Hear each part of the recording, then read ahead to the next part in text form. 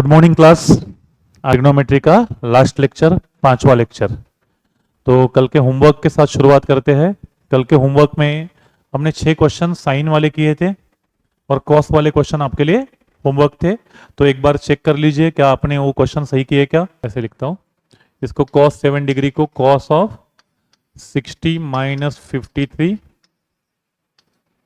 ये cos A cos B, minus है तो प्लस साइन ए साइन बी, कॉस 60 हाफ होता है, कॉस 53 की एडजेसेंट साइड 3 की 5 4, ये 37, ये 53, एडजेसेंट साइड 3, हाइपोटेनस 5। तो ये होता है cos 53 adjacent upon hypotenuse 3/5, sine 60 √3/2, sine 53 opposite upon hypotenuse 4/5। तो ये होगा 3 + 4√3 डिवाइडेड बाय 10। ये आपका पहला क्वेश्चन का आंसर। दूसरा है cos 8 डिग्री। 8 डिग्री हम 53 माइनस 45 कर सकते हैं या 45 माइनस 37 भी कर सकते हैं। तो हम इसको ऐसा लिख देते हैं, cos of 45 minus 37 cos A cos B, जहां पे माइनस है तो यहां पे plus sine A sine B, cos 45 1/√2, cos 37 4/5 बराबर है क्या। देखो cos 37 4/5 adjacent upon hypotenuse, sine 45 1/√2, sine 37 3/5। तो 4 + 3 7/5√2, ये आपका cos 8 डिग्री हो गया। उसके बाद अगर गलत हुआ है तो नोट डाउन कर लीजिए, इसको करेक्ट कर लिए। cos 15 डिग्री, cos 15 डिग्री को इसको तोड़ा जा सकता है, cos ऑफ 45 माइनस 30। आप इसको 60 माइनस 45 भी कर सकते थे, वो भी अलाउड था। cos A minus B, cos A cos B, यहां पे माइनस है तो यहां पे प्लस आएगा, sine A sine B, cos 45 1/√2, cos 30 √3/2, sine 45 1/√2, sine 30 half. Correct.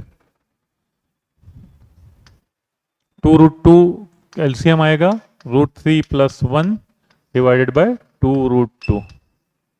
यह आपका हो गया cos 15 डिग्री। cos 15 डिग्री के बाद नेक्स्ट क्वेश्चन जो था आपके लिए cos 67 डिग्री था। 67 में आप ऐसा लिख सकते हैं, cos of 30 + 37 cos A cos B minus, यहां पे प्लस है तो cos के फॉर्मूले में minus, sine A sine B, cos 30 √3/2, cos 37 होता है आपका, cos 37 क्या होना चाहिए, तो cos 30 √3/2 cos 37 कितना होना चाहिए 4/5, साइन 30 हाफ, साइन 37 3/5, ऐसे हम आ जाएगा 10 और ये होगा 4√3 माइनस 3 डिवाइडेड बाय 10। ये आपके 4 क्वेश्चन होमवर्क हो गए। अगर कुछ भी गलत हुआ है तो वीडियो को पॉज कीजिए और लिख लीजिए। अब उसके बाद cos 74 को आप लिख सकते हो cos ऑफ 37 + 37। वैसे अभी आपको कल हमने फॉर्मूला भी पढ़ लिया, कोई चाहे तो cos square theta minus sine square theta ये डायरेक्ट भी लगा सकता है, तो वो लगाया तो भी चलेगा। तो ये हो जाएगा cos ऑफ 37 का स्क्वायर कॉस स्क्वायर 37 और माइनस साइन स्क्वायर 37। तो ये कॉस 37 का स्क्वायर है। कॉस 37 कितना होता है? 4/5 उसका होल स्क्वायर। साइन 37 3/5 उसका होल स्क्वायर। 16 माइनस 9 ये आएगा 7/25। उसके बाद है cos 75 degree. Next question homework की तरफ जाते हैं। कॉस 75 को हम लिख सकते हैं cos 45 plus 30। Cos A plus B, तो cos A plus B cos 45 cos 30 minus sine 45 sine 30। Cos 45 1/√2 cos 30 √3/2 sine 45 1/√2 sine 30 half. ये हो जाएगा √3 - 1 डिवाइडेड बाय 2√2। ये आपका कॉस 75 हो गया। आखिरी के दो question, last question.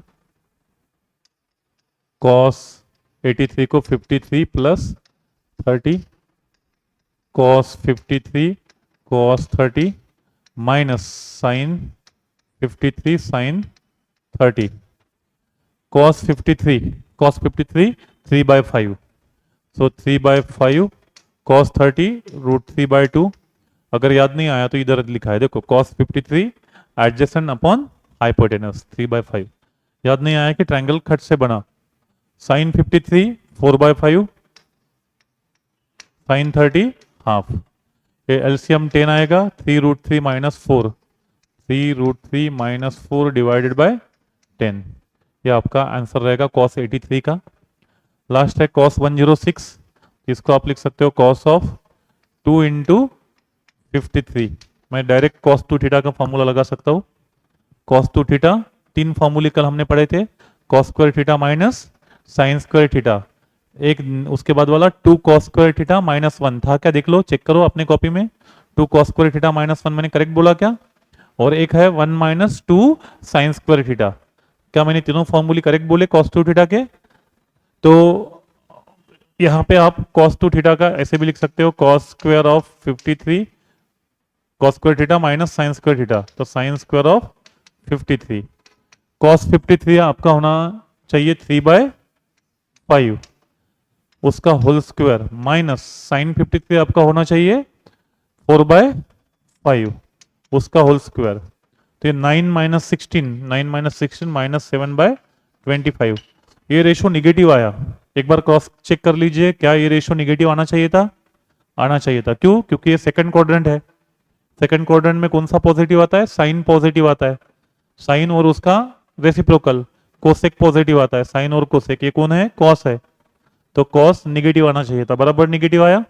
Second quadrant में कॉस निगेटिव आना चाहिए था, निगेटिव आ गया। तो ये आपके कल के 8 क्वेश्चन जो होमवर्क थे। इन 8 क्वेश्चन के अलावा एक और क्वेश्चन आपको होमवर्क दिया था, वो था tan a - b is equal to.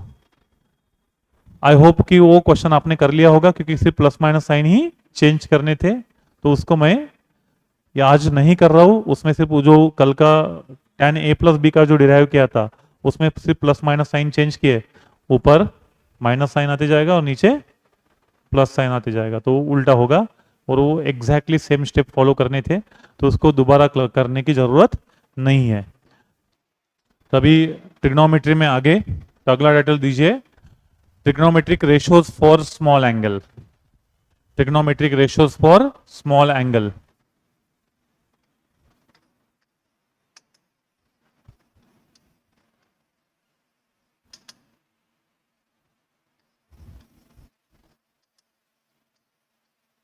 For small angle. अब ये स्मॉल एंगल मतलब कितना स्मॉल? तो यहाँ पे थीटा < 5 डिग्री, मतलब 5 डिग्री से कम है तभी हम ये अप्रोक्सीमेशन लगाएंगे। 5 डिग्री से ज़्यादा है तो नहीं लगाएंगे। तो 3 चीज़ें आपको याद रखनी है। पहला, sine theta is nearly equal to theta. अगर एंगल 5 डिग्री से कम है थीटा की वैल्यू 5 डिग्री से कम है, जैसे 2 डिग्री है, तो sine 2 degree is equal to 2 नहीं होता है। ये भी याद रखना यहाँ पे कि यहाँ पे थीटा जो है हम वो रेडियन में लिखते हैं, हम लिखने वाले हैं cos theta is nearly equal to 1 and tan theta is nearly equal to theta. और यहां पे एक बात याद रखनी है, theta must be in radian. अब इसका मतलब क्या है, theta must be in radian? जैसे फॉर एग्जांपल मैं आपको पूछता हूं sine 3 degree, sine 3 degree is equal to कितना, और आपने लिख दिया 5 डिग्री से कम है। आपने अगर इसको लिख दिया 3 तो ये गलत हो जाएगा। आप ये वाला फॉर्मूला लगाने के पहले थीटा को आपको रेडियन में कन्वर्ट कर लेना, ये गलत हो गया, तो ये ऐसा अलाउड नहीं है, याद रहेगा, ऐसा नहीं कर सकते, ये गलत हो गया। तो फिर कैसे करना चाहिए, तो sine of 3 degree is equal to, पहले इसको रेडियन में कन्वर्ट कीजिए, sine of 3 into 1 degree is equal to pi by 180 radian. हमने पहले लेक्चर में ये पढ़ा है, ये कन्वर्शन फैक्टर, आप कॉपी के पन्ने पलटा के देख लीजिए पहले लेक्चर में लिखा है कि नहीं लिखा है। तो इसको पाई बाय 180 से मल्टीप्लाई किया तो अब ये कन्वर्ट हो गया रेडियन में, और जब ये रेडियन में कन्वर्ट हो गया तो हम इसको लिख सकते हैं approximately equal to 3 pi by 180। तो sine 3 degree is equal to 3 नहीं होता है, तो sine 3 degree is equal to 3 pi by 180 radian होता है, ये करेक्ट है।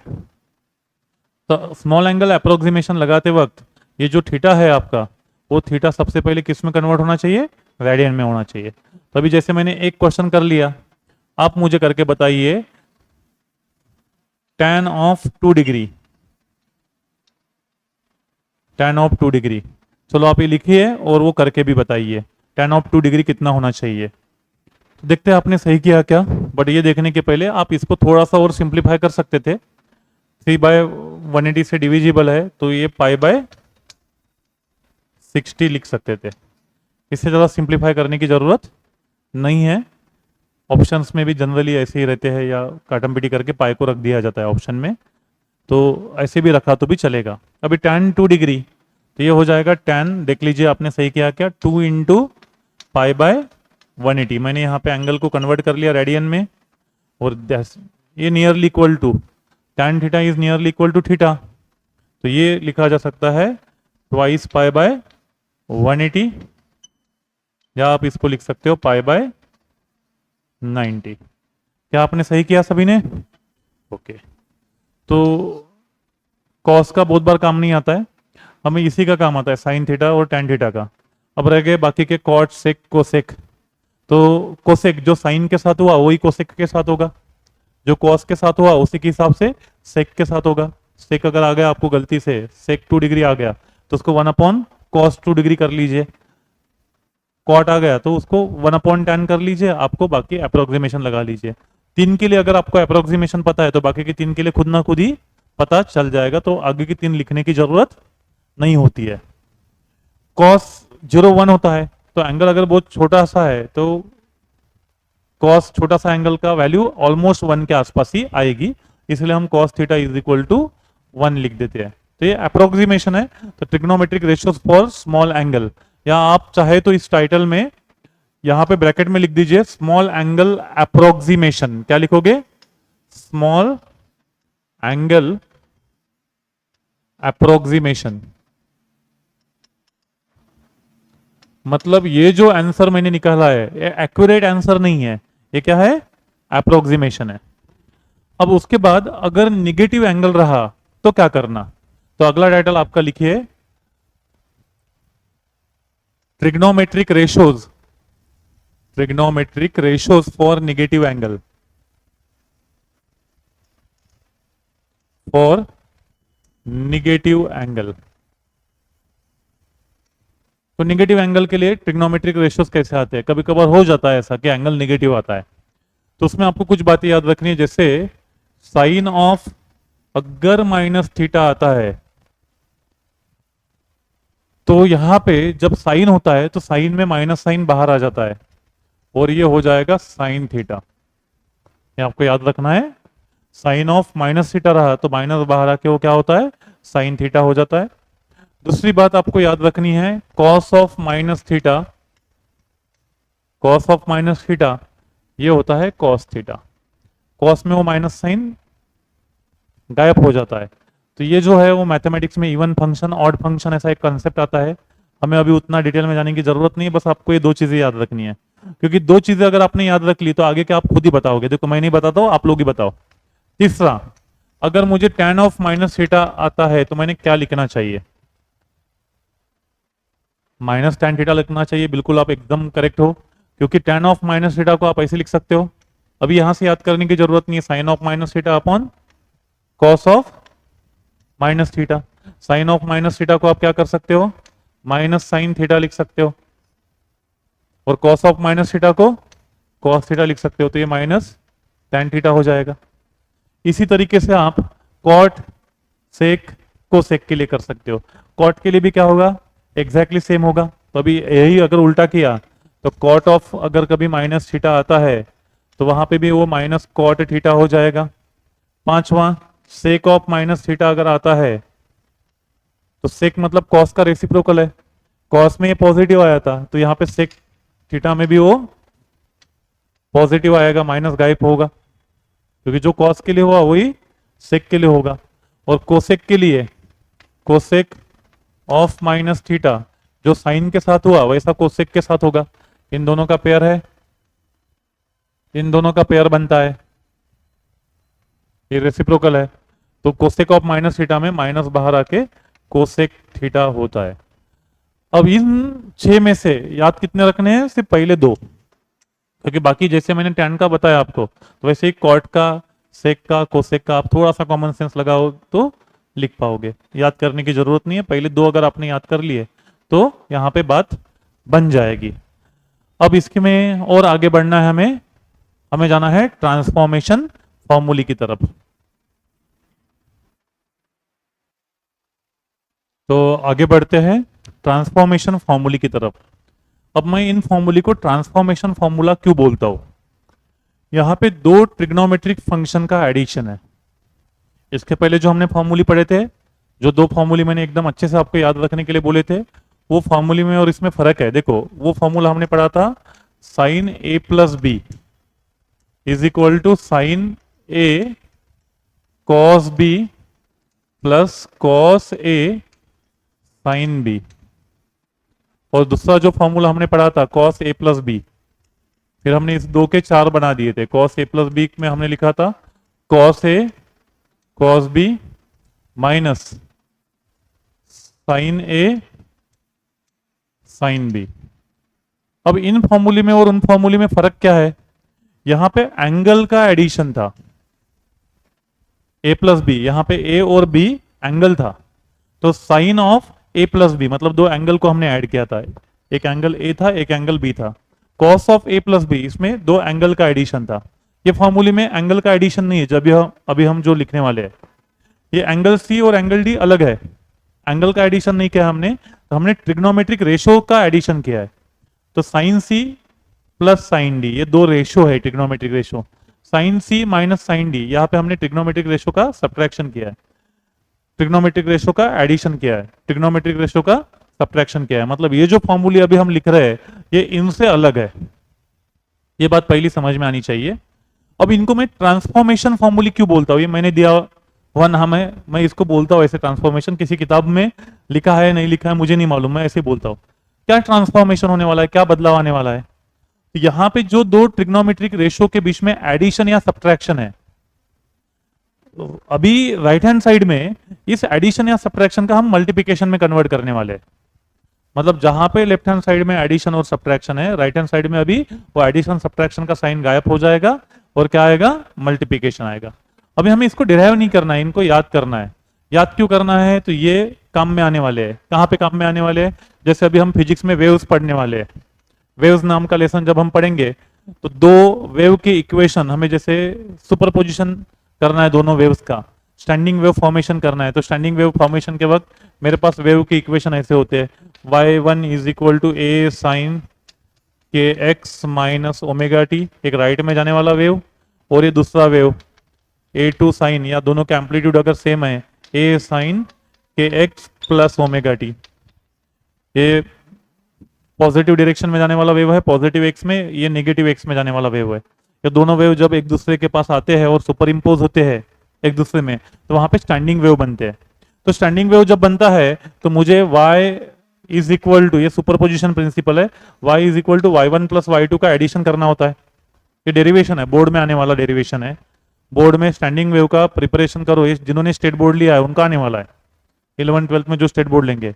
सीबीएसई बोर्ड वालों को नहीं आएगा क्योंकि उनके 11 का सिलेबस का पोर्शन है ये, 12th वालों का ये, सॉरी स्टेट वालों का ये 12th के सिलेबस का पोर्शन है। तो अभी जब मैं y1 प्लस y2 करूंगा तो ए कॉमन निकलेगा, तो ये देखो sine C plus sine D, तो उस वक्त मुझे इन फॉर्मूलीज की जरूरत पड़ने वाली है। तो फिजिक्स में ये फॉर्मूली अगर याद नहीं है तो फिर यहाँ पे मेरा डेरिवेशन लटक जाएगा, तो ये फॉर्मूली याद होना चाहिए। तब ये फॉर्मूली भी याद करने का एक सिंपल सा टेक्निक बता देता हूं मैं आपको। सभी फॉर्मूली में 2 है, जो मल्टीप्लायर है वो सभी फॉर्मूली में 2 है, तो 2 तो रहने ही वाला है। अब 2 रहने के बाद, 2 के बाद यहां पे 2 ट्रिग्नोमेट्रिक रेशियोज का मल्टीप्लिकेशन है, तो मुझे ये फॉर्मूला याद करने में दिक्कत होती थी। तो मैं क्या कर रहा था, एक दिन टेबल बना रहा था, तो टेबल बनाते बनाते मुझे ध्यान में आया कि ये फॉर्मूली अलग से याद करने की जरूरत ही नहीं है। जब मैंने ये फॉर्मूली लिखे और वहां पे देखा तो मुझे कुछ रिलेशन दिख गया। जैसे अभी आपका साइन का फॉर्मूला है, तो साइन के फॉर्मूले में साइन कॉस कॉस साइन आता है, तो यहां पे भी वैसे ही आने वाला है। जब एडिशन है तब साइन आने वाला है, देखो एडिशन के वक्त साइन पहले कॉस बाद में, वहां का पहले फॉर्मूले में ये आने वाला है पहला, और दूसरे फॉर्मूले में कॉस पहले साइन बाद में आने वाला है। तो ये जो हिस्सा है ये दूसरे फॉर्मूले में आने वाला है, यहां पे कॉस पहले आने वाला है और साइन बाद में आने वाला है। ये मैंने ऑब्जर्व किया हुआ है। मतलब मैं एक दिन ऐसे टेबल बना रहा था फॉर्मूले याद करने के लिए, जब मैं स्टूडेंट था आपके एज में था, तो टेबल बना के हम फॉर्मूले याद करते हैं, तो मैं भी ऐसे टेबल बना रहा था, तो एक ही साथ मेरे बोर्ड पे ये वाले भी फॉर्मूले मैंने लिख दिए थे, ये वाले भी लिख रहा था। तो लिखते लिखते मुझे ध्यान में आया कि ये फॉर्मूले तो याद करने का मेरा टेंशन ही गायब हो गया, क्योंकि ये मुझे याद था। तो मुझे समझ में आ गया कि पहले फॉर्मूले में साइन और बाद में कॉस आता है, दूसरे फॉर्मूले में पहले कॉस आता है बाद में साइन आता है। अब तीसरे फॉर्मूले में दोनों कॉस आते हैं, तो यहां पे दोनों कॉस आते हैं, और चौथे फॉर्मूले में दोनों साइन आते हैं। बट वहां पे अगर आप देखोगे जब दोनों पे साइन आया तो आगे माइनस साइन भी है, बाकी जगह प्लस प्लस प्लस है, यहां पे माइनस साइन है, तो ये माइनस साइन भी आता है। तो मुझे ये याद करना मुश्किल नहीं हुआ, मुझे समझ में आ गया अगर मैं साइन का फॉर्मूला लिख रहा हूं और साइन के बीच में एडिशन है sine C plus sine D, तो यहां का मुझे फर्स्ट वाला पार्ट यूज करना है। फर्स्ट वाले पार्ट में साइन पहले कॉस बाद में। अगर मैं sign C minus sine D कर रहा हूं तो मुझे साइन का फॉर्मूला यूज करना है, माइनस है तो सेकंड पार्ट यूज करना है, सेकंड पार्ट में कॉस पहले साइन बाद में। अगर मैं cos C plus cos D कर रहा हूं तो कॉस का फॉर्मूला यूज करना है, प्लस है तो पहला वाला पोर्शन यूज करना है कॉस का, तो कॉस का पहले वाले पोर्शन में दोनों कॉस आएंगे। अगर मैं cos C minus cos D कर रहा हूं तो मुझे कॉस के फॉर्मूले का सेकंड पोर्शन यूज करना है, जहां पे दोनों साइन आएंगे, माइनस साइन सामने होगा, वो माइनस साइन सामने होगा। मतलब ये फॉर्मूले ऐसे टैक्टफुली याद रह जाते हैं। इस तरीके से टैक्टफुली फॉर्मूले, आप इसमें से मुझे कोई भी फॉर्मूला पूछोगे तो मैं आपको एक बोल के दिखाता हूं। अभी सभी के पहले ब्रैकेट में C plus D by two आता है, मतलब याद रखना ही नहीं है, C plus D by two, C plus D by two, C plus D by two, और दूसरे इसमें हमेशा C minus D by two, C minus D by two, C minus D by two, C minus D by two आएगा। मतलब अभी ये फॉर्मूले याद करना कोई मुश्किल नहीं है। जैसे अगर मुझे कोई पूछता है sir cos C plus cos D क्या होगा, cos C plus cos D क्या होगा, मुझे फॉर्मूले याद नहीं है, बट मुझे ये दो फॉर्मूले एकदम अच्छे से रटे हैं। आपने कहा है cos C plus cos D, तो यहां का कॉस वाला फॉर्मूला मैं यूज करूंगा। आपने प्लस कहा है मतलब पहला पोर्शन मतलब दोनों कॉस आने चाहिए, तो दोनों कॉस आने चाहिए, तो मेरा फॉर्मूला बनेगा 2 से मल्टीप्लाई करते चलो, फॉर्मूला बनाते चलो, तो 2 cos C plus D by two cos C minus D by two. क्या मैंने करेक्ट बोला फॉर्मूला? अब अगर आप कोई मुझे बोलता है sir sign C minus sine D क्या होगा, sign C minus sine D बोला है आपने, साइन बोला है तो मैं यहां का साइन का फॉर्मूला याद करूंगा, माइनस बोला है तो सेकंड पार्ट, सेकंड पार्ट मतलब फर्स्ट पार्ट में साइन पहले कॉस बाद में sign A cos B, cos A sine B, मतलब यहाँ पे कॉस पहले साइन बाद में, दो से मल्टीप्लाई करते चलो फॉर्मूला बनाते चलो, तो 2 cos C plus D by 2 sine C minus D by 2, क्योंकि मुझे ये याद हो गया कॉस पहले साइन बाद में, तो यहाँ पे भी कॉस पहले मतलब कॉस वाले ब्रैकेट में आएगा C plus D by 2, sine वाले ब्रैकेट में आएगा सी माइनस डी बाई 2। तो आपको फॉर्मूला याद करने की जरूरत नहीं पड़ती है। अगर किसी ने आपको cos C minus cos D कहा, कॉस का फॉर्मूला इस इधर का सेकंड पार्ट में क्या आएगा, माइनस साइन साइन, देखो माइनस साइन साइन आया होगा, माइनस साइन साइन, तो 2 से मल्टीप्लाई करना है, वो नहीं भूलना है, तो -2 sine C plus D by 2 sine C minus D by 2 हो गया। ये फॉर्मूले याद, आसान है फॉर्मूले याद करना। तो ये 2 फॉर्मूले अगर आपको याद है तो इसी से बाकी के 4 फॉर्मूले भी आप आराम से याद कर सकते हो, और इसको जरूर याद कीजिए क्योंकि 11th का जब आप लास्ट लेसन पढ़ोगे वेव्स, तो वहां पे ये यूज होने वाला है, क्योंकि y1 प्लस y2 करते वक्त ये कॉमन निकलेगा और sine C plus sine D use होने वाला है, बराबर। तो हमने जो भी चीजें ट्रिग्नोमेट्री में पढ़ी, ये ट्रिग्नोमेट्री में हमारा इतने ही चीजों का जरूरत है, इससे ज्यादा फॉर्मूले याद करने की जरूरत नहीं है। हम एक बार रिकैप कर लेते हैं। हमने ट्रिग्नोमेट्री में, बेसिक ट्रिग्नोमेट्री में sine cos tan cot sec cosec क्या होता है ये समझा। उसके बाद हमने एक टेबल देखा, ट्रिग्नोमेट्रिक आइडेंटिटीज देखी थी 3। उसके बाद एक स्पेशल ट्रायंगल पढ़ा। स्पेशल ट्रायंगल पढ़ने के बाद हमने वो 16 फॉर्मूले की प्रैक्टिस की, जिसमें 90 plus minus theta, 180 plus minus theta, 270 plus minus theta, 360 plus minus theta. उसके रेशियो निकालना एएसटीसी रूल के साथ कितना आसानी से हमने वो रेशियोज निकाले, उसका काम बार बार फिजिक्स में आएगा। वो होने के बाद हमने उसके आगे 2 फॉर्मूली पढ़ी, ये वाली, ये 2 फॉर्मूली की भी हमने, ये वाली नहीं ये वाली, इन 2 फॉर्मूले के 4 बनाए, उन चारों की भी प्रैक्टिस की, जिसमें हमने साइन 106 कॉस 74 साइन 83 इस तरीके के रेशियोज निकाले। और यही से हमने इन्हीं 2 फॉर्मूले का यूज करके 5-6 रिलेशन प्रूव किए, जिसमें एक था sine 2 theta, cos 2 theta, 1 minus cos theta, 1 plus cos theta, tan a plus B, tan a minus B. ये 6 फॉर्मूले एकदम अच्छे से याद होने चाहिए, वो फिजिक्स में काम आने वाले हैं। उसके बाद आज हमने negative angle, small angle approximation और ट्रांसफॉर्मेशन फॉर्मूली। ये ट्रिग्नोमेट्री का इतना नॉलेज अगर आपके पास है तो आप 11वीं 12वीं का फिजिक्स आगे का बड़े आराम से पढ़ सकते हो। ये ट्रिग्नोमेट्री आपको वहां पे काम आने वाली है। अभी हम कल के लेक्चर में हम देखेंगे बाइनोमियल एक्सपांशन, पास्कल ट्रायंगल, और बाइनोमियल एक्सपांशन में बाइनोमियल अप्रोक्सीमेशन, जो हमें फिजिक्स में काम आता है। हम फिजिक्स के 1-2 क्वेश्चन भी करेंगे कि जो आगे के लेसन में आने वाले हैं, क्योंकि जो बाइनोमियल थ्योरम मैं पढ़ाऊंगा वो आगे कैसे काम आने वाला है, ये अगर आपको पता है तो आप वो ध्यान से पढ़ोगे, नहीं तो आप ध्यान नहीं देते हो। तो कल तक के लिए बाय बाय, थैंक यू, कल फिर मिलेंगे।